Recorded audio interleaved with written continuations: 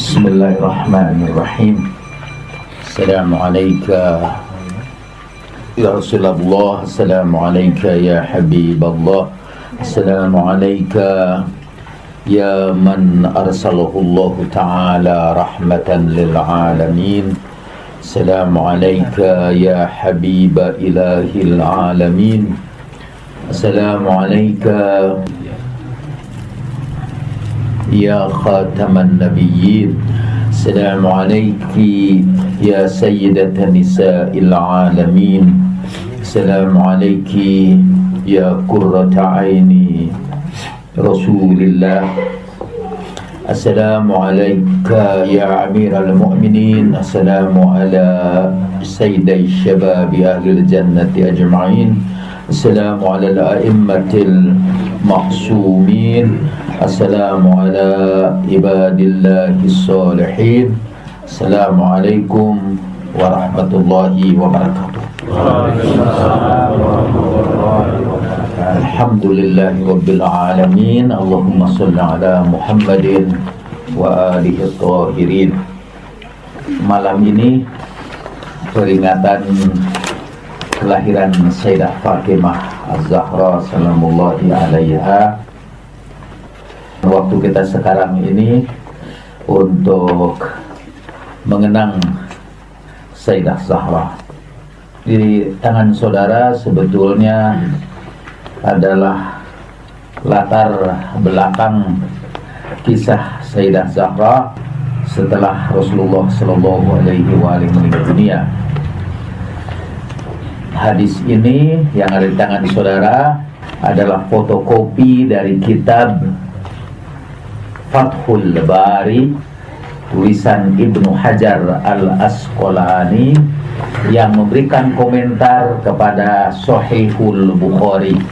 Sahih Bukhari itu kitab kedua yang paling sahih setelah Al-Quran menurut sebagian mazhab, dikomentari oleh para ulama, dikasih penjelasan oleh para ulama.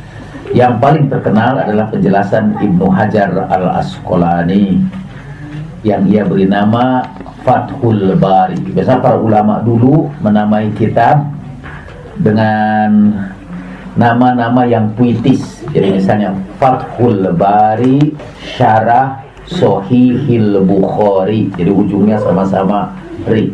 Semua buku, semua kitab yang mengomentari Sahihul Bukhari ujungnya ri. Kitab yang lain misalnya Umdatul Qari Syarah Sahihil Bukhari ditulis oleh Badruddin Al-Aini. Komentar lain tentang Sahih Bukhari ini seperti kursus ilmu hadis buat mahasiswa ilmu hadis. Buku yang lain berkenaan dengan hadis adalah Al-Qastulani, kalau tidak salah nama bukunya Irsyadus Sari Syarah Sahihil Bukhari, tulis oleh Al-Qastulani. Ini hadisnya di nomor ini 4431, 4432. Saya sekarang sedang menulis satu bab di dalam disertasi saya tentang komentar para ulama berkenaan dengan hadis ini. Dan saya mencantumkan kira-kira 23 hadis yang isinya sama dari berbagai kitab-kitab hadis. Dan komentar para ulama ada kira-kira 12 ulama mulai abad keempat sampai abad ke-12. Ini marilah kita baca nih. Haddatsana Qutaibah, haddatsana Sufyan bin Uyainah, an Sulaiman al-Ahwal, an Sa'id bin Jubair, qala Ibnu Abbasin, yaumul khamisi wa ma yaumul khamisi ishtadda bi Rasulillahi sallallahu alaihi wa alihi waja'uhu faqala u'tuni aktub lakum kitaban lan tadillu ba'dahu abada fatanaza'u wa la yanbaghi 'inda nabiyyin niza'un faqalu ma sya'nuhu ahajara istafhimuhu fadahabu yarudduna alaihi faqala da'uni falladhi ana fihi khairun mimma tad'unani ilaihi wa awsahum bitalathin qala akhrijul musyrikina min jaziratil arab wa ajizul wafda binahwi ma kuntu ujizuhum wa sakata anith thalithati aw qala fanasituha. Nah, ini nomor 4432. Haddatsana Ali bin Abdullah, haddatsana Abdur Razzaq, akhbarana Ma'marun an Az-Zuhri an Ubaidillah ibni Abdillah ibni Atabah an ibni Abbas ibni Utbah an ibni Abbasin radhiyallahu anhuma qala lama khudira Rasulullah sallallahu alaihi wa alihi wasallam fil baiti rijalun faqala an-nabiyyu sallallahu alaihi wa alihi hallumu aktub lakum kitaban la tadillu ba'dahu faqala ba'duhum inna rasulallahi sallallahu alaihi wa alihi wasallama qad ghalabahu al-waja'u wa indakumul qur'anu hasbuna kitabullahi fakhtalafa ahlul baiti wakhtasumu faminhum man yaqulu qarribu yaktub lakum kitaban la tadillu ba'dahu wa minhum man yaqulu ghayra dhalik falama aktharu lagwa wal ikhtilaf qala Rasulullah sallallahu alaihi wa alihi wa sallama qumu qala Ubaidullah فكان يقول ابن عباس إن الرزية كل الرزية ما حال بين رسول الله صلى الله عليه وآله وبين أن يكتب لهم ذلك الكتاب لاختلافهم ولغتهم. Ini terjemahannya. Menyampaikan kepada kami Qutaibah, menyampaikan kepada kami Sufyan bin Uyainah dari Sulaiman al-Ahwal, dari Sa'id bin Jubair, qala, dia berkata Ibnu Abbas, hari Kamis, duhai tahukah kamu apa peristiwa pada hari Kamis? Istadda bi Rasulillahi wajahu, sangat berat penyakit yang menimpa Rasulullah sallallahu alaihi wa alihi. Kemudian ia bersabda, berikan kepadaku. Tidak disebutkan berikan kepadaku, tapi dalam riwayat yang lain disebutkan bawakan kepadaku. Di sini ada yang dibuang dari rapat hadis itu, yaitu dawat wasahifah. Bawakan kepadaku lembaran dan tinta. Aktub lakum kitaban, nanti aku tuliskan bagi kamu kitab. Lan tadillu ba'dahu abada, kamu tidak akan sesat sesudahnya selama-lamanya. Jadi dalam keadaan sakit Rasulullah sallallahu alaihi wa alihi, dan sakitnya mulai sangat berat, dan ini terjadi pada hari Kamis. Beberapa hari kemudian pada hari Senin beliau meninggal dunia. Jadi ini adalah peristiwa terakhir dalam kehidupan Nabi yang mulia. Kata beliau, bawakan kepadaku lembaran-lembaran dan tinta, nanti aku tuliskan bagimu sebuah tulisan. Kitaban itu artinya maktuban, kata sesuatu yang dituliskan. Lan tadillu ba'dahu abada, kamu tidak akan sesat selama-lamanya. Tapi fatanaza'u, mereka kemudian bertengkar. Wala yanbaghi inda nabiyyin niza'u, padahal tidak boleh bertengkar di hadapan Nabi. Ada orang yang mengatakan bahwa ini ucapan Abdullah ibnu Abbas, tapi kata yang lain tidak. Rasulullah sendiri berkata dalam riwayat yang lain. Bukhari menyebutkan hadis ini sampai 2, 3, 4, 5 sampai 5 kali. Hadisnya, peristiwanya sama, tapi redaksinya berbeda-beda. Kadang-kadang orang yang meriwayatkannya sama, tapi karena disimpan pada bab yang berbeda, Bukhari mengubahnya. Wala yanbaghi inda nabiyyin niza'u, dan tidak boleh di hadapan Nabi bertengkar. Faqalu ma sya'nuh, lalu mereka berkata, para sahabat Nabi yang berkumpul itu kita berkata, ma sya'nuhu, ada apa dengan Nabi?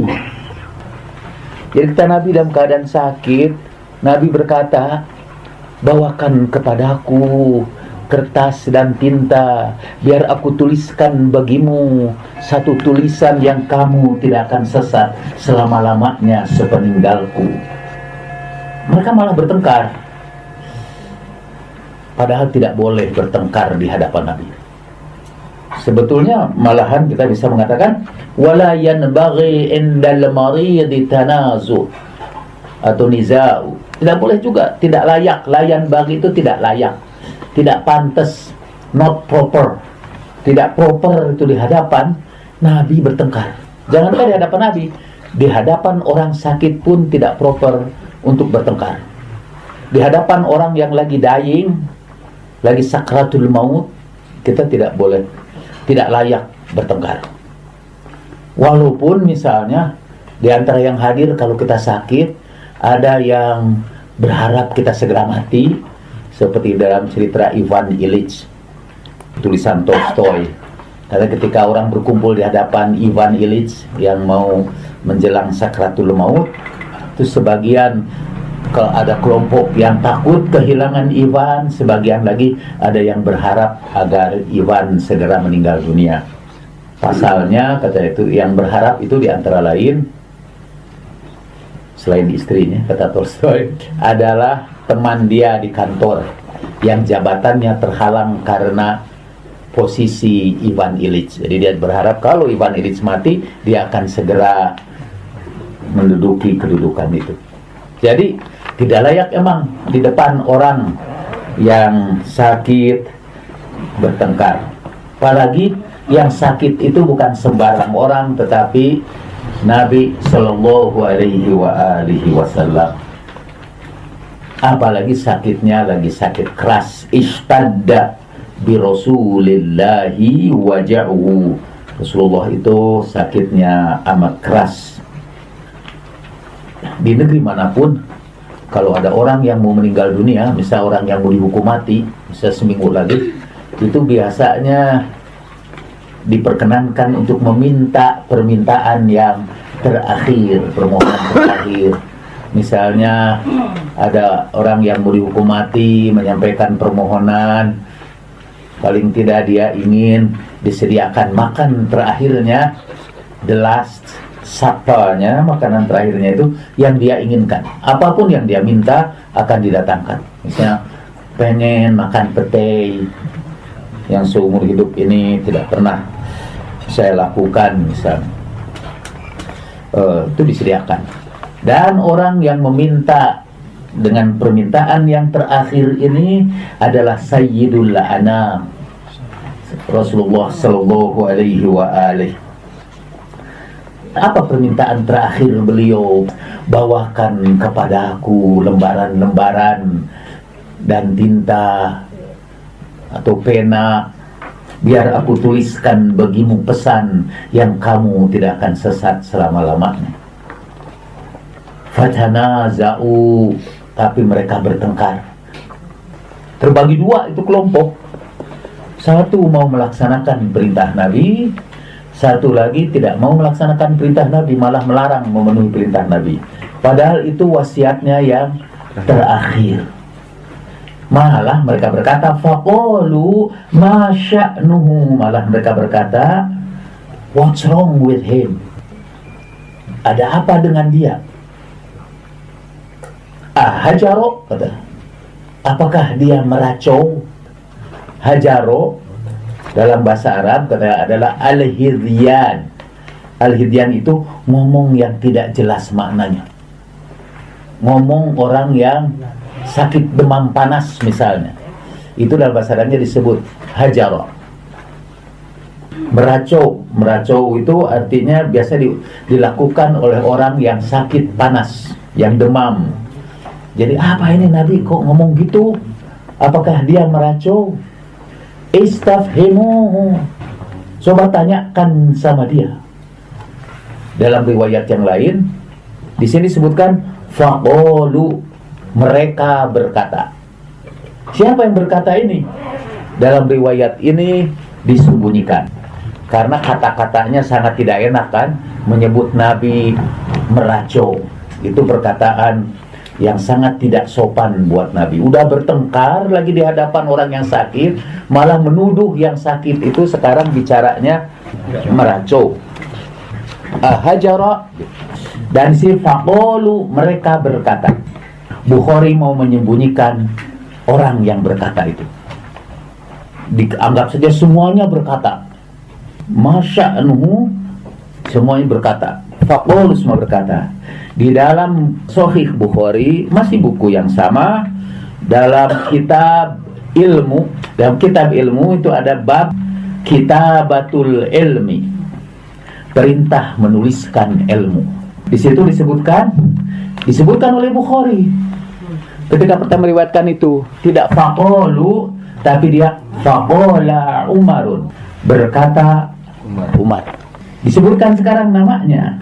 Cuma ucapannya diperhalus, ucapan Umarnya. Jadi kalau di sini ucapannya disebutkan, tetapi orangnya disembunyikan. Pada hadis Bukhari yang pertama tentang kisah ini, Bukhari menyebutkan orangnya, yaitu yang berkata itu Umar. Cuma perkataannya diperhalus. Kalau di sini kan kasar. Apakah dia meracau? Dalam riwayat yang lain malah tidak pakai kata apakah. Hajaru Rasulullah. Rasulullah meracau. Jadi disebutkan Rasulullah meracau. Menggigau, ya, meracau, menggigau. Dalam bahasa Sunda itu paling tepat untuk menerjemahkan hajar itu ngacaprak. Ngacaprak, ya. Hajar Rasulullah sallallahu alaihi wasallam.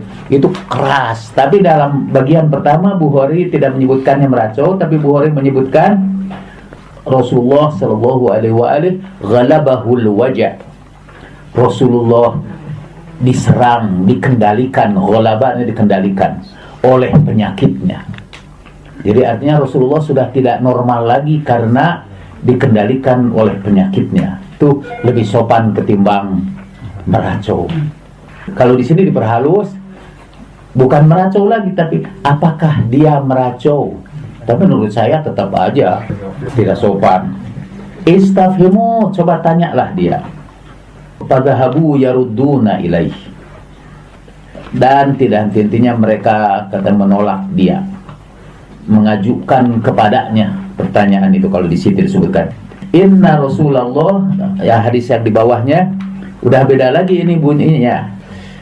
Faqala ba'duhum Inna Rasulullah sallallahu alaihi wa alihi wasallama qad ghalabahul waja'u. Sungguh Rasulullah sudah dikuasai oleh penyakitnya. Penyakitnya sudah menguasai dia. Dan ada tambahan lagi, wa indakumul Qur'an. Kamu punya Quran. Hasbuna kitabullah. Cukup bagi kami kitabullah. Artinya tidak usahlah dipenuhi keinginan Nabi itu. Karena Nabi mau menyampaikan sesuatu untuk ditulis. Dan itu bukan Quran, itu namanya hadis. Karena itu Bukhari menyebutkannya ini perintah menuliskan hadis. Karena kelak di dunia Islam ada larangan untuk menuliskan hadis. Tapi sekarang diperintahkan menuliskan hadis. Dan tapi kata Umar, gak perlulah diikuti, sebab cukuplah bagi kita Al-Quran. Hasbuna kitabullah. Terusnya fatanaza'u, lalu mereka bertengkar. Wala yanbaghi inda nabiyyin niza'u, dan tidak boleh di hadapan Nabi bertengkar. Faqalu, mereka berkata, tapi semua yang berkata itu Umar.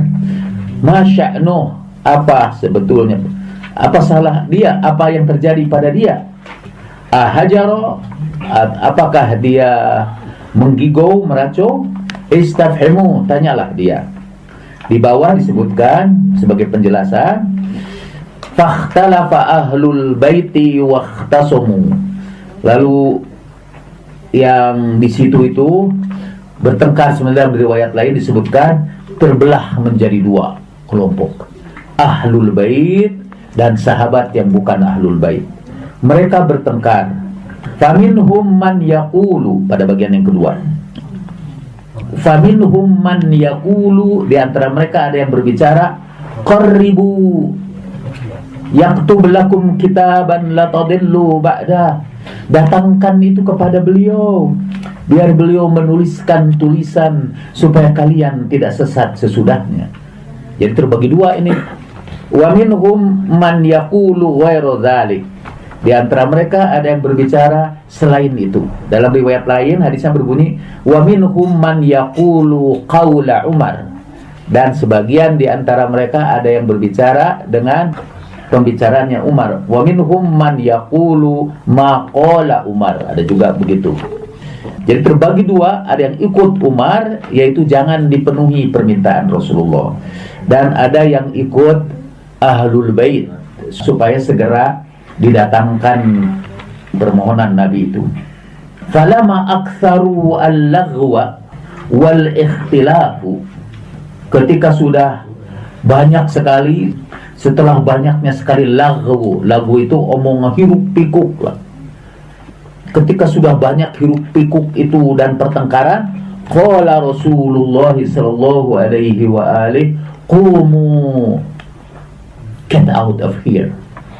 Tinggalkan aku, pergilah kalian. Dalam hadis yang pertama tadi dalam Kitabul Ilm, bab Kitabatul Ilm, Rasulullah sallallahu alaihi wa alihi bersabda, kumu anni, tinggalkan aku. La yanbaghi indi tanazu, tidak boleh kalian bertengkar di hadapanku. Faqala, beliau berkata, da'uni, tinggalkan aku.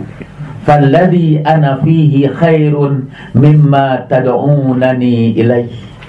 Apa yang ada padaku itu lebih baik dari apa yang kamu panggil aku untuknya. Qala Ubaidullah, berkata Ubaidullah, fakana yaqulu Ibnu Abbas.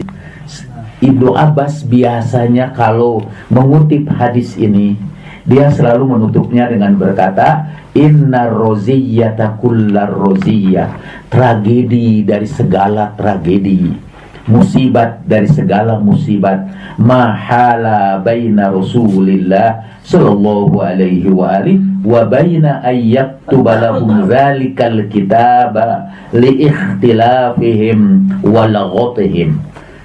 Tragedi dari segala tragedi adalah apa yang menghalangi Rasulullah dengan penulisan tulisan itu, karena pertengkaran di antara mereka dan karena hiruk pikuk mereka.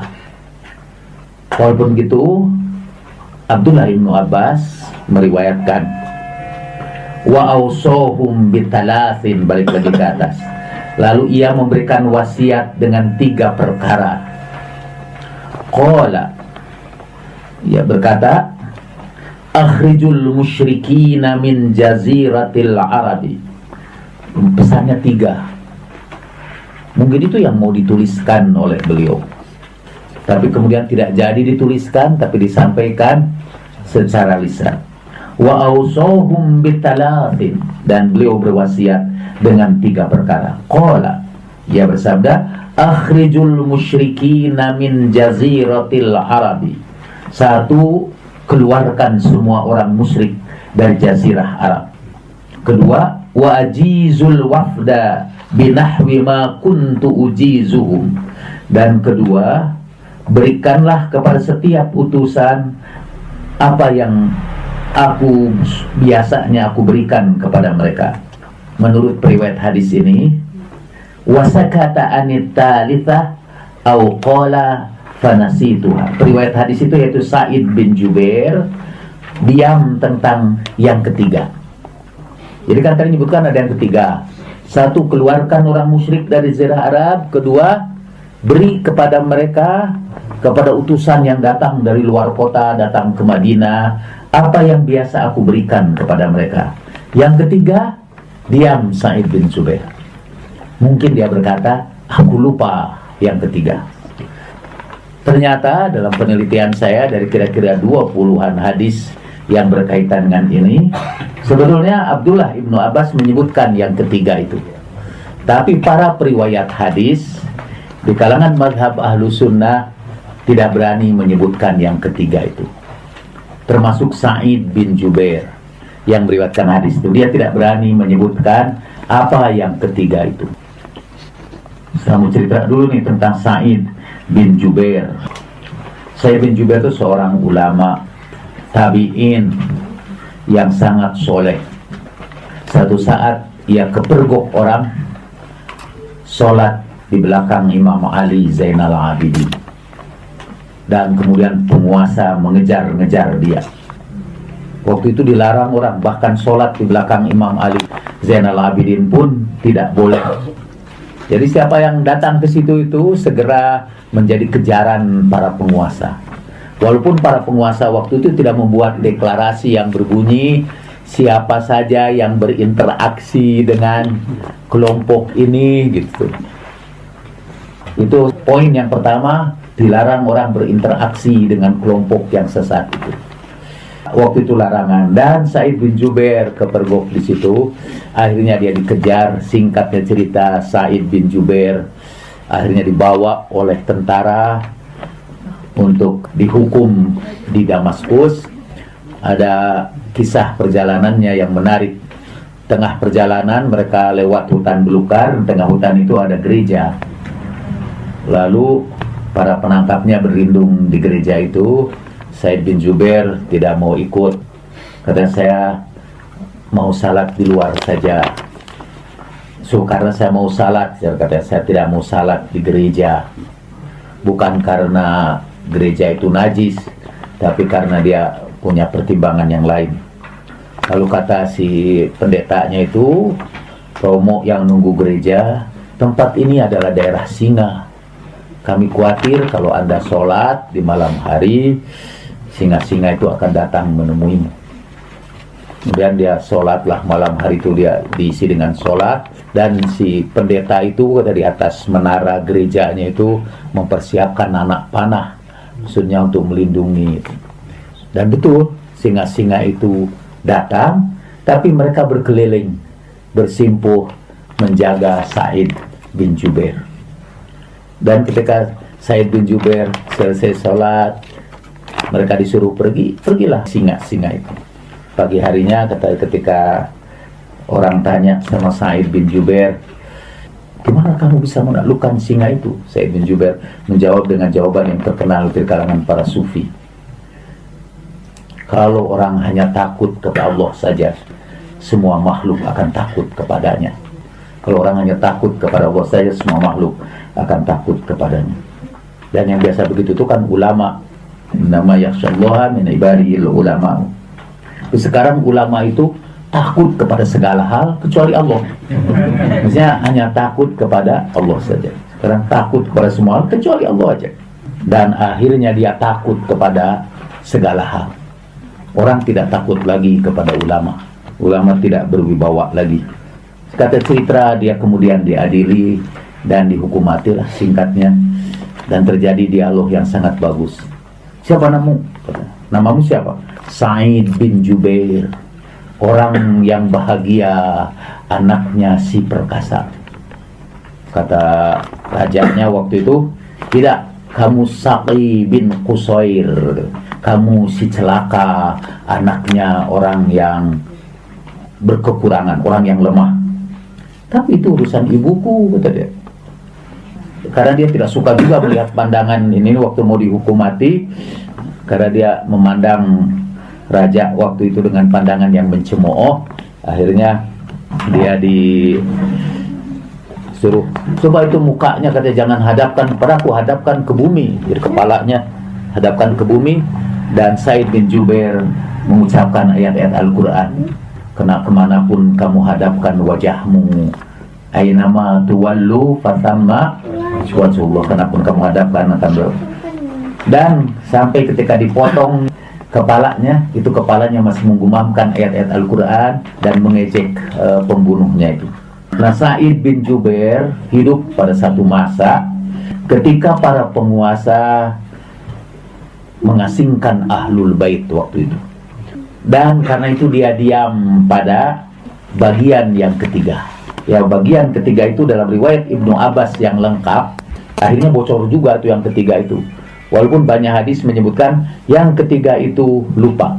Pada dalam ilmu hadis, kalau seorang periwayat mengatakan dia lupa, itu hadisnya tidak boleh diterima. Apalagi nih ngaku sendiri, saya lupa. begitu kan. Panasituha, aku melupakannya. Tapi menurut saya ini sebetulnya tidak lupa. Tapi periwayat hadis termasuk Bukhari menggantikan yang ketiga itu dengan kata diamlah. Dia Sa'id bin Jubair dan Sa'id bin Jubair diam, atau mungkin dia berkata aku melupakannya. Nah, apa yang ketiga itu? Yang ketiga itu ialah berpegang teguhlah kamu kepada ahlul bait sepeninggalku. Itu yang ketiga itu tidak sanggup diucapkan oleh Sa'id bin Jubair waktu itu ketika dia menyampaikan hadis. Begitu orang tahu ini hadisnya tidak bakal sampai. Di zaman itu orang berusaha menyembunyikan keutamaan ahlul bait. Apalagi kalau riwayat itu berasal dari ahlul bait, orangnya bisa dihukum.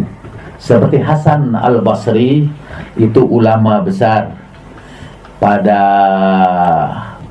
masih pada abad ke-1 Hijriyah, dari salah seorang murid Imam Ali. Ketika banyak orang meriwayatkan hadis, dia juga ikut meriwayatkan hadis. Dia berkata, qala Rasulullah sallallahu alaihi wasallam, Rasulullah bersabda, dan hadisnya dicatat oleh para penulis hadis itu. Satu saat ada orang mempertanyakan dia, kamu selalu berkata qala Rasulullah, padahal kamu tidak pernah berjumpa dengan beliau. Bagaimana mungkin kamu berkata Rasulullah berkata pada kamu tidak pernah bertemu dengan Nabi sallallahu alaihi wasallam? Lalu ia panggil orang yang bertanya itu ke tempat yang sembunyi. Kebetulan keponakannya. Karena kamu keponakanku, sekarang dengarkan pembicaraanku. Sebetulnya aku menerima hadis itu dari Ali bin Abi Thalib. Ali bin Abi Thalib berkata, qala Nabi sallallahu alaihi wasallam. Tapi aku tidak sebutkan Ali karena engkau tahu di zaman apa kita hidup sekarang ini. Artinya kalau hadis itu disebutkan dari Imam Ali, pasti terhenti di situ. Tapi dengan sangat menakjubkan, walaupun orang sulit meriwayatkan hadis-hadis tentang ahlul bait, ajaibnya dengan mukjizat ahlul bait itu, hadis-hadis itu sampai juga kepada kita. Kata Imam Syafi'i rahimahullah, menakjubkan Ali bin Abi Thalib itu, musuh-musuhnya menyembunyikan hadisnya karena kebencian mereka, dan para pengikutnya menyembunyikan hadis itu karena ketakutan mereka. Jadi pengikutnya takut memberitakannya, musuh-musuhnya tidak mau memberitakannya. Tapi ajaibnya hadis tentang keutamaan Imam Ali itu sampai kepada kita dalam beberapa jilid yang tebal tentang kemuliaan Imam Ali itu. Walaupun peristiwanya itu sudah dibolak-balikan, diatur begitu rupa. Nah, dari pengantar itu kita masuklah kepada kisah Sayyidatuna Fatimatu Zahra salamullahi alaiha.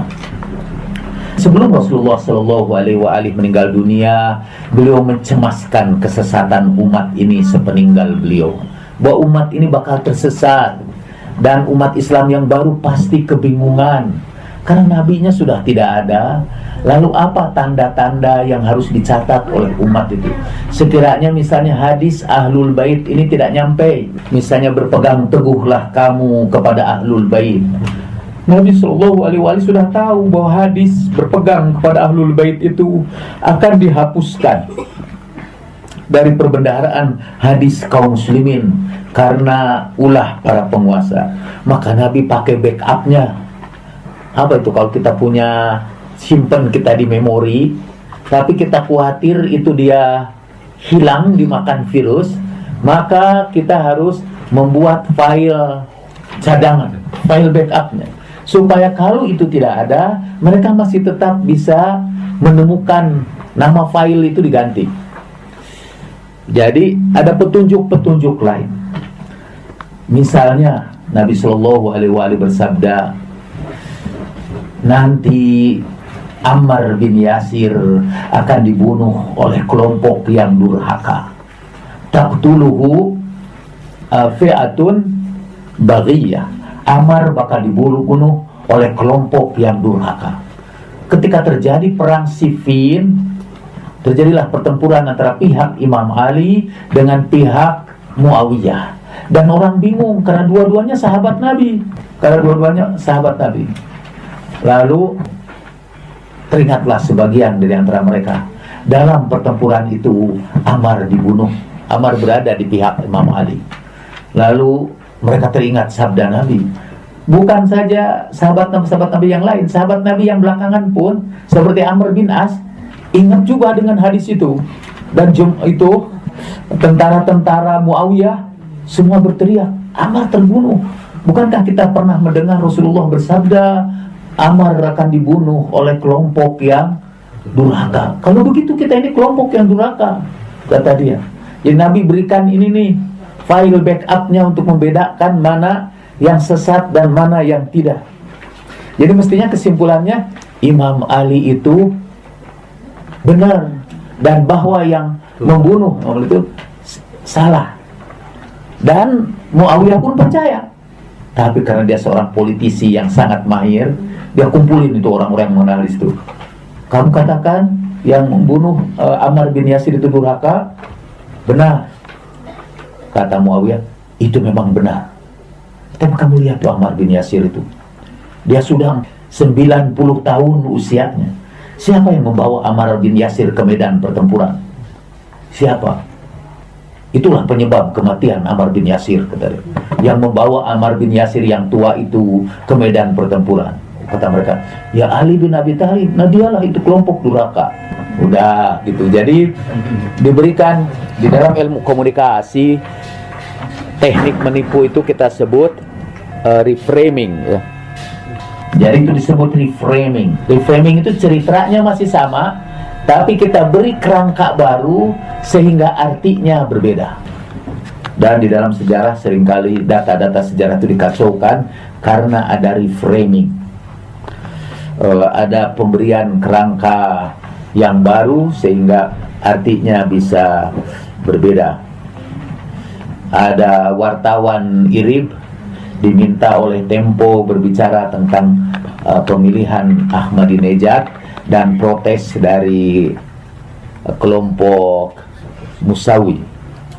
Dia kirimkanlah bahwa sebetulnya Ahmadinejad mendapat pendukung yang banyak di Teheran Selatan, kemudian di daerah di pedesaan-pedesaan yang penduduknya padat itu orang-orang miskin umumnya mendukung Ahmadinejad. Tapi kemudian dikirim ke Tempo, dan Tempo memberikan kerangka reframing itu, bahwa Ahmadinejad itu tidak disukai oleh orang-orang di Teheran Utara. Lalu diwawancarai itu orang-orang yang di Teheran Utara. Bagian bahwa orang itu menyukai Ahmadinejad itu dihilangkan. Jadi sangat mengherankan bahwa Ahmadinejad yang didukung oleh banyak penduduk di Teheran Utara itu ternyata tidak lulus. Jadi pasti ini ada rigging. Ya, ada pemilunya dimanipulasi, kata gitu. Sampai akhirnya hampir-hampir kawan kita itu dipecat dari IRIB-nya karena membawa berita itu. Kata dia, untung dia bawa aslinya, diperlihatkan aslinya begini. Memang itu faktanya betul, itu wawancara itu emang ada di situ. Tapi kemudian bagian yang lain dibuang dan hanya dibikin tampilkan bagian itu yang menentang saja. Salah satu teknik dulu untuk memenangkan presiden, misalnya di Amerika, presiden bicara di hadapan umum dan tentu ada yang mendukung kan, ada yang tepuk tangan, ada juga yang mengejek dia, teriak-teriak. Lalu itu kamera yang mendukung Presiden Reagan waktu itu diarahkan kepada yang tepuk tangan. Setiap kali Reagan bicara yang dianggap bagus, diarahkan kamera itu kepada yang tepuk tangan. Tapi untuk lawannya, pada lawannya diarahkan setiap kali dia bicara, tidak ada yang tepuk tangan, tampak pada yang sepi, yang ngantuk gitu. Dia berikan reframing. Itu teknik-teknik menipu yang mudah-mudahan kita berlindung kepada Allah dari penipuan seperti itu. Tapi teknik menipu itu emang tradisi dari para ahli hadis kita dulu. Termasuk yang dijadikan pedoman buat kita itu ialah Sayyidatuna Fatimatu Zahra. Kalau nanti sepeninggal Nabi, orang itu kebingungan kelompok mana yang harus diikuti. Nabi seakan-akan berkata, ikutilah yang di situ kelompok Fatimah berada. Lalu Rasulullah Shallallahu Alaihi Wasallam bersabda, Inna Fatimata bid'atu minni. Fatimah itu belahan nyawaku. Siapa yang menyakiti Fatimah, dia menyakiti aku. Siapa yang membuat Fatimah marah, ia akan membuat aku juga marah. Jadi siapa yang membuat Fatimah marah, itu pasti termasuk kelompok yang durhaka itu, kelompok yang tidak boleh diikuti. Karena membuat marah Sayyidah Fatimah berarti membuat marah Rasulullah Sallallahu Alaihi Wasallam. Siapa yang menyakiti Fatimah berarti menyakiti Rasulullah Sallallahu Alaihi Wasallam. Wa min alihi hiya Fatimatu Zahra. Jadi siapa yang menyakiti Sayyidah Fatimah, dia menyakiti Rasulullah. Siapa yang menyakiti Rasulullah, dia sama dengan menyakiti Allah. Dan siapa yang menyakiti Allah dan Rasulnya, Allah melaknat mereka di dunia dan di akhirat. Itu di dalam surat Al-Ahzab ayat 56. Siapa yang menyakiti Allah dan Rasulnya, Allah melaknat mereka di dunia dan di akhirat. Jadi dari situ saja orang dapat pedoman. Datanglah ini para ahli hadis, termasuk Bukhari. Cerita itu di reframing, diberi kerangka. Hadis itu ada dalam Sahih Bukhari, tapi kerangkanya baru. Pada suatu hari Imam Ali bermaksud mau menikah dengan anak Abu Jahal. Berita itu sampai kepada Nabi. Beliau lalu menyuruh orang berkumpul, kemudian beliau berkhutbah dengan murkanya. Sesungguhnya Fatimah itu belahan nyawaku. Siapa yang menyakiti Fatimah, dia menyakiti aku. Siapa yang membuat Fatimah marah, dia membuat aku marah. Sampai ke Indonesia, cerita itu ditambah lagi. Kita ini bangsa yang kreatif, suka nambah-nambah hadis juga. Kita pencipta hadis maudhu yang lumayan juga. Biasanya tergantung kepada mubaliknya. Kalau mubaliknya itu memang kekurangan bahan, karena tidak mengerti bahasa Arab, biasanya dia mengandalkan imajinasinya. Kalau bahan-bahan kan terbatas, imajinasi tidak ada batasnya. Dan kalau mereka berimajinasi begitu juga, emang udah ada contohnya dari dahulu itu. Sekarang coba dengan kerangka baru itu. Siapa kalau begitu yang menyakiti Sayyidah Fatimah? Imam Ali, karena dia mau menikah dengan putri Abu Jahal. Walaupun Bukhari juga dalam bagian lain dia keliru lagi namanya, bukan putri Abu Jahal kata, tapi putrinya Mughirah bin Syu'bah.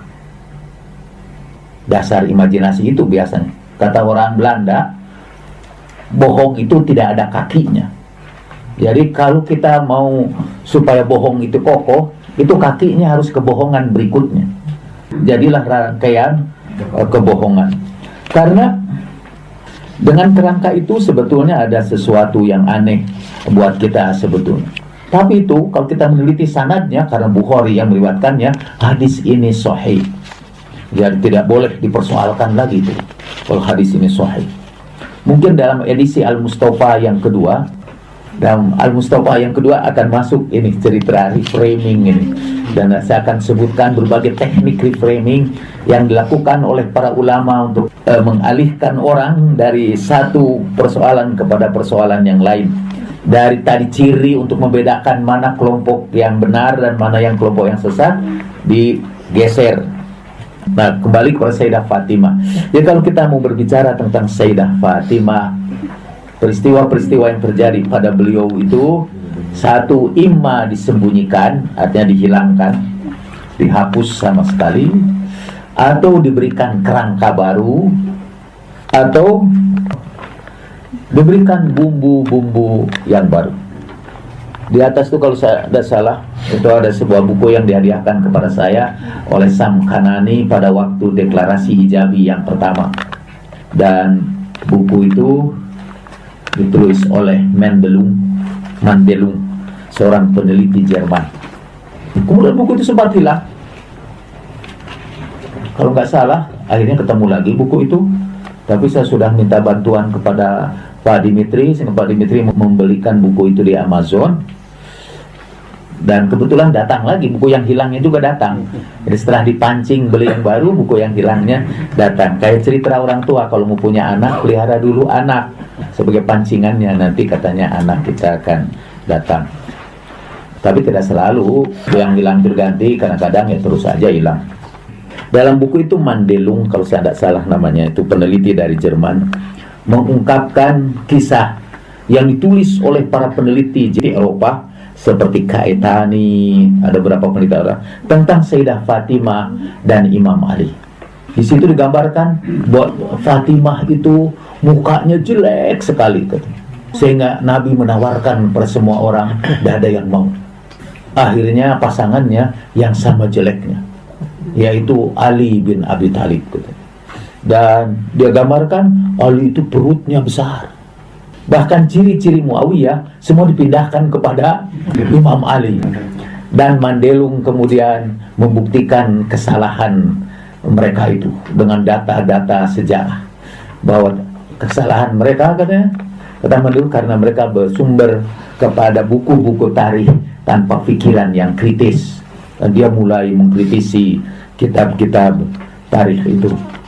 Dan emang Ahlul Bait adalah korban dalam sejarah, termasuk Sayyidatuna Fatimah Zahra salamullahi alaiha. Banyak sekali peristiwa yang menimpa beliau yang sampai sekarang menjadi bahan ikhtilaf, bahan pertentangan.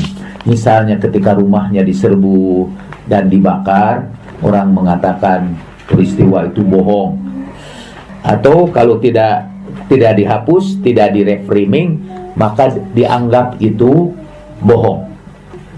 Saya kemarin tuh menyaksikan sebuah CD yang kemudian dibukukan, perdebatan antara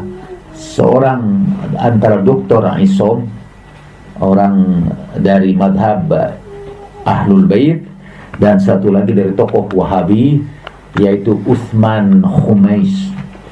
Dalam perdebatan itu selalu pihak Utsman itu bohong, sampai semua alasan dikemukakan tetap aja bohong, sampai dia mengatakan la tanfa'uhul yasir la tanfa'uhul kabir. Kalau diberi beberapa contoh aja tidak diterima, tidak ada manfaatnya untuk memberikan contoh lebih banyak lagi. Jadi kalau kita berikan contoh, beberapa contoh aja, itu bohong misalnya, dia pendusta, kemudian tunjukkan ini tidak bohong, ini buktinya imam kalian juga meriwayatkan di dalam hadis kalian itu gini, sampai kemudian akhirnya orang Syiah itu jengkel kalau disebut bohong aja terus menerus. Dalilnya itu tidak ada dalil, pokoknya bohong, pokoknya bohong gitu. Maaf katanya, anta kadzdzab, anta itu pembohong. Terus akhirnya dia bacakan ayat Al-Quran yang saya lupa, mudah-mudahan Miftah hafal. Kalau kita dibohongkan, maka sebetulnya sudah dibohongkan juga para rasul sebelumku. Akhirnya dibacakan ayat Al-Quran itu dan mereka tetap berteriak kadzab, yaitu bohong terus menerus. Jadi di sela-sela kebohongan itu ada beberapa kisah Sayyidah Zahra yang sampai kepada kita, dan saya membaca beberapa hadis yang sampai kepada kita yang diriwayatkan oleh Ahlu Sunnah tentang Sayyidatuna Az-Zahra salamullahi alaiha. Tapi sebelum itu saya tertarik nih komentar ahli hadis tentang Abu Hamzah As-Sumali. Saudara tahu itu yang doa yang merabolkan doa Imam Ali, doa pada waktu di sahur. Abu Hamzah As-Sumali adalah sahabat Imam Ali yang sangat dicintai Imam Ali, sehingga melalui dialah doanya yang indah itu sampai kepada orang yang sangat soleh. Dan emang kualitasnya pengikut Imam Ali itu luar biasa. Emang terseleksi sih, itu hanya kelompok kecil aja. Secara statistik juga yang paling baik itu selalu sedikit. Yang paling banyak itu yang rata-rata. Yang paling sedikit itu selalu sedikit. Dan kayaknya sahabat Nabi juga dia tetap di ekor sebelah situ tuh. Ya, jadi bilangannya sangat kecil. Nah, ini kata Az-Zahabi, salah seorang imam ahli hadis, dalam kitabnya Mizanul I'tidal juz ke-1 halaman 363. Innal Imam Abdullah bin Al-Mubarak hadara Thabit bin Abi Sofya Abu Hamzah As-Sumali fadzakara Abu Hamzah haditsan fi dzikri Utsman fanala min Utsman Faqama Ibnul Mubarak wa mazzaqa ma kutiba wa madha. Wa mazzaqa ma kataba wa madha. Imam Abdullah bin Mubarak itu seorang ahli hadis di kalangan Ahlus Sunnah, sehingga dia disebut imam biasa. Ahli hadis di kalangan Sunnah itu disebut imam, Imam Bukhari, Imam Muslim. Sebetulnya Ahlus Sunnah juga banyak imamnya. Imam Bukhari, Imam Muslim, Imam Syafi'i kan, Imam Hambali, Imam Hanafi, Imam Maliki. Satu saat kata Imam Abdullah bin Mubarak menghadiri Sabit bin Abi Sofia, yaitu Abu Hamzah As-Sumali, yang sedang membacakan hadis. Kemudian dia bercerita tentang Utsman dan menceritakan keburukan Utsman.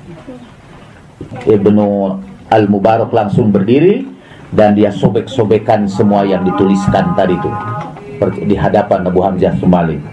Jadi hadisnya ditolak, dan para ahli hadis menyebutkan bahwa Abu Hamzah As-Sumali itu kadzab, pendusta. Jadi semua hadis yang diriwayatkannya dhaif kalau lewat Abu Hamzah As-Sumali. Nah, akhirnya saya sampai kepada beberapa hadis saja tentang Sayyidatuna Fatimatu Zahra. Tapi dilalah kersaning Allah, itu para perawi yang mencintai Ahlul Bait itu banyak. Sehingga Az-Zahabi pernah berkata, sekiranya kita tolak semua hadisnya itu, tidak akan tersisa dari hadis itu kecuali sedikit saja. Jadi akhirnya terpaksa juga mereka terima. Kadang-kadang mereka sebutkan, emang dia ini orang jujur, soleh, dan pinter. Sayangnya dia tasyayyu, sayangnya dia syiah gitu. Dalam kitab hadis akan selalu kita temukan gitu. Ini beberapa hadis tentang Sayyidatuna Fatimah. Pertama, Rasulullah bersabda, ahabbu ahli ilayya Fatimah. Keluargaku yang paling aku cintai adalah Fatimah. Ahabbun nasi ilayya Fatimah. Manusia yang paling aku cintai adalah Fatimah. Dan Az-Zahabi menyebutkan hadis itu. Ibnu Mardawai dari Anas bin Malik dari Buraidah, dia berkata, qara'a Rasulullah sallallahu alaihi wa alihi wasallam hadhil ayat. Rasulullah pernah membaca ayat ini, fi buyutin adzinallah an turfa'a wa yudhkaru fiha ismuh. Di rumah-rumah yang di situ Allah izinkan untuk ditinggikan dan disebut namanya, untuk tempat berzikir kepada Allah Subhanahu wa taala. Ada rumah-rumah yang dimuliakan, yang disebutkan di situ nama Allah dengan penuh kemuliaan. Seorang lelaki berdiri, ya Rasulullah, rumah siapakah itu yang nama Allah dibesarkan dan ditinggikan itu? Rumah para nabi. Faqama ilaihi Abu Bakar. Kemudian Abu Bakar berdiri, ya Rasulullah, hadzal baitu minha baitu Aliin wa Fatimah. Apakah termasuk di situ juga ya Rasulullah rumahnya Ali dan rumahnya Fatimah? Qala na'am min afadiliha. Betul, termasuk yang paling mulia. Yang ketiga aja karena banyak. Ini hadis dari Aisyah. Annaha qalat. Aisyah itu orang yang pernah meriwayatkan hadis. Kata ada orang tanya kepada Rasulullah sallallahu alaihi wasallam, "Ya Rasulullah, siapa manusia yang paling kau cintai? Siapa lelaki yang paling kau cintai?" Abu Bakar, kata Rasulullah. Siapa perempuan yang paling kau cintai? Anaknya, yaitu Aisyah. Dan riwayat itu datang dari Aisyah. Tapi ini dari Aisyah juga, dia berkata, ma ra'aitu ahadan kana ashbaha kalaman wa hadithan bi Rasulillah sallallahu alaihi wa alihi min Fatimah. Wa kanat idza dakhalat alaihi qama ilaiha faqabbalaha wa rahaba biha wa akhadha bi yadiha fa ajlasaha fi majlisihi. Tidak ada orang yang paling mirip Rasulullah dalam pembicaraannya, di dalam perkataannya seperti Fatimah. Apabila ia masuk menemui Nabi, Rasulullah bangun berdiri menyambutnya dan menciumnya, mengucapkan selamat datang kepadanya, wa akhadha biyadiha, mengambil tangannya, fa ajlasaha fi majlisihi, dan dia dudukkan Fatimah di tempat duduknya. kanat idza dakhalat ala Rasulillah rahaba biha wa qamma ilaiha wa qabbala yadaha wa ajlasaha fi majlisihi. Dalam riwayat Tabrani masih dari Aisyah. Kalau tadi dari Al-Hakim dalam Mustadraknya, kalau ini dari Tabrani dari Aisyah. Apabila Aisyah masuk ke rumah Rasulullah, Rasulullah berdiri menyambutnya dan mencium tangannya, cium tangan Aisyah dan mendudukannya di tempat duduknya. Itu sebagian hadis yang sampai kepada kita dalam kitab-kitab Ahlus Sunnah. Oke, kalau ada any question, ada kira-kira 8 menit lagi, silakan. Ini dan juga memperingati Sayyidah Fatimah, wilayah Sayyidah Fatimah, dan biasanya disediakan yang manis-manis. Benar, sekaligus juga ulang tahun Miftah. Silakan. Saya ingin bertanya tentang beberapa hal. Yang pertama, terus terang saja kalau saya sering dihadapkan kepada makanan yang enak begitu di restoran di mana dan lain sebagainya, saya suka teringat kepada ketika perang Karbala, bagaimana sikap kita itu, karena jadi tidak mood juga makan juga itu. Yang kedua, kalau saya sedang sadar, kadangkala kita ingatlah di kiri kanan kita itu ada penjaga kita, malaikat, Raqib dan Atid. Tapi gimana kalau kita, bagaimana cara mengenal mereka itu gitu, malaikat itu? Kadang-kadang ngucapin salamnya kan mereka tidak perlu juga keselamatan dari kita gitu. Itu saja.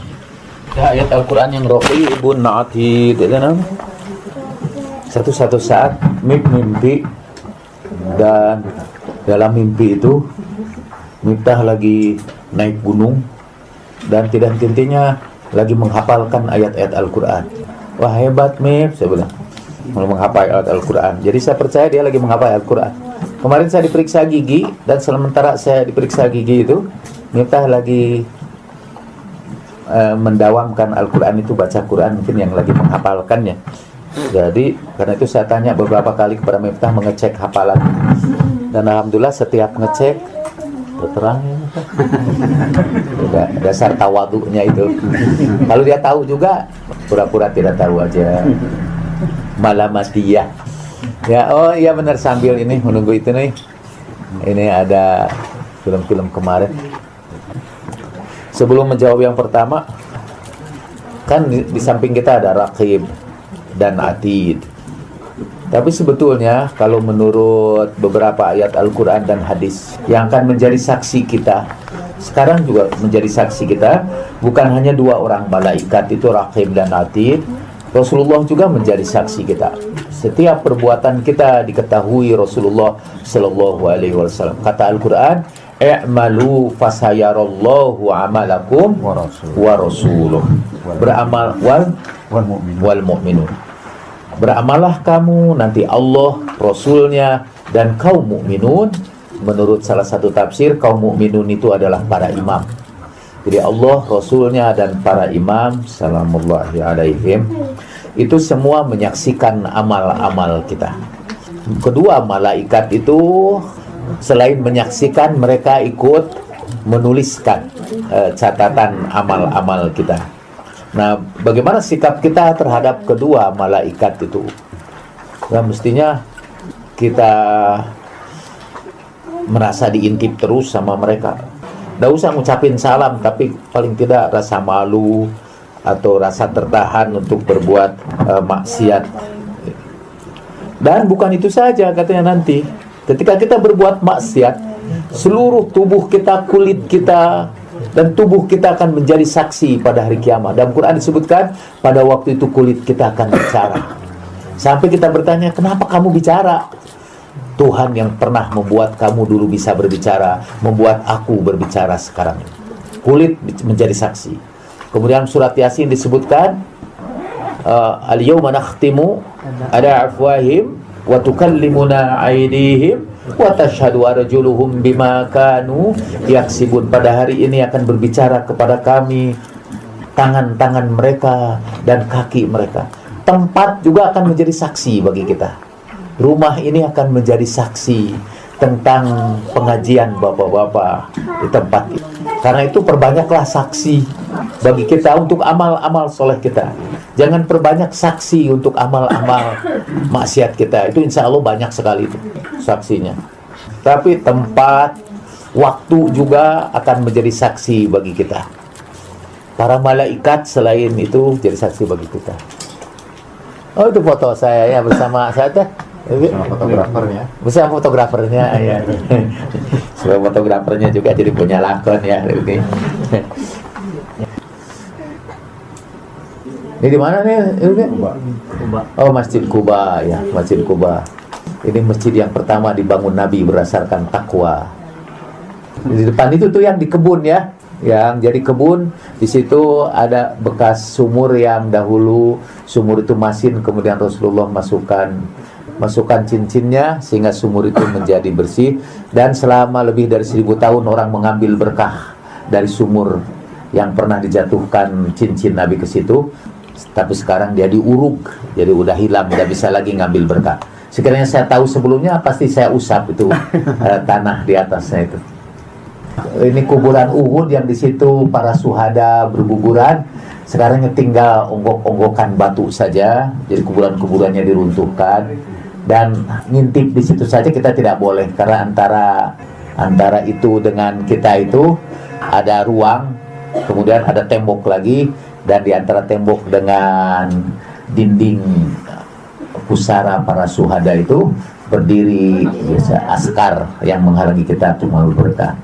Nah, orang-orang biasa tidak peduli dengan ini nih, dengan tempat ziarah itu, terutama rombongan umroh selain kita, tanpa mengurangi penghormatan teman. Mereka bisa berkumpul di sinilah untuk belanja atau naik ke bukit di situ yang tinggal tersisa sedikit lagi. Itu bukit itu disebut Ar-Rumat, bukit para pemanah. Karena dulu para pemanah Nabi Sallallahu Alaihi Wasallam yang disuruh tinggal di situ dan berkhianat berada di situ. Itu ada sebuah bukit, seluruhnya itu jadi bangunan. Karena dulu bukit-bukit di situ itu seluruhnya jadi bangunan, tapi rupanya bukit ini tidak bisa dihancurkan dengan alat apapun, sehingga dia tetap bertahan. Karena bukit itu menyimpan sejarah Imam Ali yang sudah tidak dituliskan lagi dalam kitab-kitab Ahlussunnah. Dia menjadi salah satu tonggak collective memory. Dahulu katanya ada seorang Arabi, seorang penduduk dusun datang menemui Imam Ali setelah sepeninggal Nabi Sallallahu Alaihi Wasallam, dan dia tanya, "Kamu siapa?" katanya. Lalu Imam Ali menjawab, "Ana wasiyu Rasulillah." Saya adalah penerima wasiat dari Rasulullah Sallallahu Alaihi Wasallam. Lalu apa buktinya? Katanya. Dan Imam Ali mengusap bukit itu dan keluarlah dari situ 70 ekor unta. 70 ekor unta. Sebetulnya mengeluarkan unta itu untuk mengenang unta yang diwasiatkan oleh Nabi Soleh dulu, yaitu di dalam surat apa itu? Wasamsi waduhaha naqatallahi wa suqiyaha. Peliharalah unta Allah dan minum mereka, tapi kemudian mereka bunuh. Begitu pula Imam Ali itu seperti unta itu yang akhirnya dibunuh oleh umat Rasulullah Sallallahu Alaihi Wasallam. Dan pada Rasulullah mewasiatkan kepadanya bahwa sebagaimana Nabi Soleh meninggalkan wasinya itu unta dan kemudian dibunuh oleh umatnya, aku juga mewasiatkan kepada kamu Imam Ali, kalian akan membunuhnya gitu. Setelah itu dimasukkan kembali dan akhirnya batu itu tertutup kembali. Nah, peristiwa bersejarah itu ajaibnya sekarang batu-batu itu tidak bisa dihancurkan. Tempat sekitarnya sudah dibikin bangunan-bangunan pencakar langit, tapi tempat itu masih utuh. Kalau ini apa Mas? Oh iya benar, Baitus Sabaya. Jadi ketika Sayyidah Zainab kembali dari Karbala, dia kembali lagi ke Madinah. Mereka kan menjadi budak-budak dan tawanan-tawanan perang. Tinggal di situ disambut oleh Ummu Banin di rumah itu. Sebelum akhirnya Sayyidah Zainab berangkat lagi ke Suriah, disambut dengan tangisan di rumah ini. Ini juga sebenarnya sudah dihancurkan sama sekali, tapi rupanya Tuhan menyisakan kelompok itu yang tidak bisa dihancurkan. Ini Rodus Sams ya, Rodus Sam. Jadi situ ada masjid dulu dibangun di situ, tapi sekarang udah diruntuhkan kayaknya. Jadi ketika Rasulullah Sallallahu Alaihi Wasallam tidur di pangkuan Imam Ali, kemudian matahari tenggelam dan Imam Ali belum berani membangunkan Rasulullah. Kemudian Allah kembalikan kembali matahari itu kepada waktu siang lagi. Ini kebun Salman ya, Mazra'ah Salman Al-Farisi. Ini kebun Salman Al-Farisi. Oh iya, tanah yang bisa dibuat obat. Ada seorang sahabat Nabi yang punya penyakit kulit, kemudian disuruh oleh Nabi berguling-guling di tanah itu dan akhirnya sembuh. Ini pun sudah ada boleh. Ya, kalau sudah mau ngambil itu juga untuk menyembuhkan penyakit, sedangkan punya penyakit baru malah. Iya, sumur untuk Nabi menyiram kebun itu. Namanya Bir Ghars. Ghorosa Rasulullah sallallahu alaihi wasallam dan menyiramnya dari air itu. Ini yang saya turun itu, Mas? Iya, di situ itu di dalamnya ada rumah Imam Ali Zainal Abidin, masih ruangannya sempit-sempit. Dan di atasnya itu sekarang tempat penyimpanan sampah. Di atasnya itu. Jadi di bawah itu ada bilik-bilik itu? Ada bilik-bilik, tapi hanya runtuhan. Kita nggak boleh nengok. Nggak boleh turun ya. Itu kehormatan yang diberikan kepada ustadz yang sudah sampai makomnya di situ. Kalau nggak nanti ditangkap. Iya, katanya memang ditangkap. Nggak bisa kita ngambil berkah dari situ. Dan dilalah kesaning Allah itu tempat-tempat bersejarah itu berada di sebuah kampung yang para penghuninya itu orang-orang Syiah di Madinah. Oh, Masjid Mubahalah ya. Ketika Rasulullah Shallallahu Alaihi Wasallam bermubahalah dengan Nasrani dari Najran. Oh, Masjid Gomamah itu dahulu Rasulullah salat di situ, udara sangat panas, kemudian ada awan turun menaungi Rasulullah. Begitu selesai sholat, awan itu pun pergi. Karena itu disebut Masjid Awan, Masjid Gomamah. Ini Masjid Abu Bakar ya, difoto juga. Ya. Terus masa bisa di Imam Ali? Ini Masjid Imam Ali. Dikunci tapi tidak boleh sholat. Masjid Abu Bakar boleh sholat. Buka kalau Masjid Abu Bakar boleh. Masjid Imam Ali dong. Oh iya ya, ada tulisan tuh Masjid Sayyidina Ali. Ini Sakifah Bani Sa'idah itu. Sekarang kebun aja yang sangat sejarah ini. Yang membagi umat Islam pada dua madhab besar itu di sini di Sakifah Bani Sa'idah. Dan dari situlah katanya ini tokoh-tokoh sejarah itu menyerbu rumah Sayyidah Fatimah. Konsolidasi. Yang kita peringati hari ini. Dari situ memang tidak begitu jauh akhirnya dengan itu kan seperti kelihatan 500 meter aja ya. Jadi mereka rame-rame itu menyerbu rumah Sayyidah Fatimah. Ini Masjid Nabawi Sallallahu Alaihi Wasallam. Ini yang mau berangkat umroh Bir Ali. Dan kita sengaja memperlambat supaya berangkatnya itu malam hari supaya diselamatkan dari dam. Waktu itu ada keberatan dari pengurus ini karena katanya ini kami tidak bisa menyediakan makannya karena makannya sudah diatur di Mekah pada malam itu. Saya bilang ya udah kita tanggung makannya. Jadi rindu Rasul yang menanggung. Nah ini Jabal Rahmah itu. Di bawah Jabal Rahmah itulah Rasulullah berkhutbah, khutbatul wada. Nah ini makam Nabi, tapi dari belakang itu tempat tahajudnya Nabi Sallallahu Alaihi Wasallam. Dan malaikat Jibril katanya kalau mau berkunjung para Nabi duduk di situ. Karena itu disebut bab Jibril. Kalau tulisannya apa itu yang di atasnya? Kalau nggak salah la tarfa'u aswatakum fawqa sautin Nabi. Di Diyarbakir biasa orang-orang Iran, orang-orang Syiah pada baca doa di situ. Terutama perempuan, karena perempuan dilarang sama sekali masuk ke situ. Ada itu The Big Ben itu, ya jam gadang itu, ya tempat lahir Nabi dan ditandai juga tidak boleh. Dan disebarkan brosur yang isinya ini bukan tempat lahirnya Nabi gitu. Jadi rumusnya di sana itu ialah A sama dengan bukan A. Jadi kalau bukan tempat lahir Nabi itu artinya tempat lahir Nabi. Oh itu toilet umum ya di dekat tempat sa'i itu ya. Di atas tempat sa'i yang dahulu adalah tempat tinggalnya Abu Thalib, tempat tinggalnya Rasulullah Sallallahu Alaihi Wasallam. Saya kalaupun pipis berusaha untuk tidak pipis di situ. Tempat tinggal Rasulullah juga, Rasulullah tumbuh besar di situ. Terima kasih kepada para pemain. Pada akhirnya kita akan baca doa ziarah untuk Sayyidah Fatimah. أعوذ بالله السميع العليم من الشيطان الرجيم إن الله وملائكته يصلون على النبي يا أيها الذين آمنوا صلوا عليه وسلموا تسليما اللهم صل على محمد وآل محمد اللهم صل على محمد وآل محمد اللهم صل على محمد وآل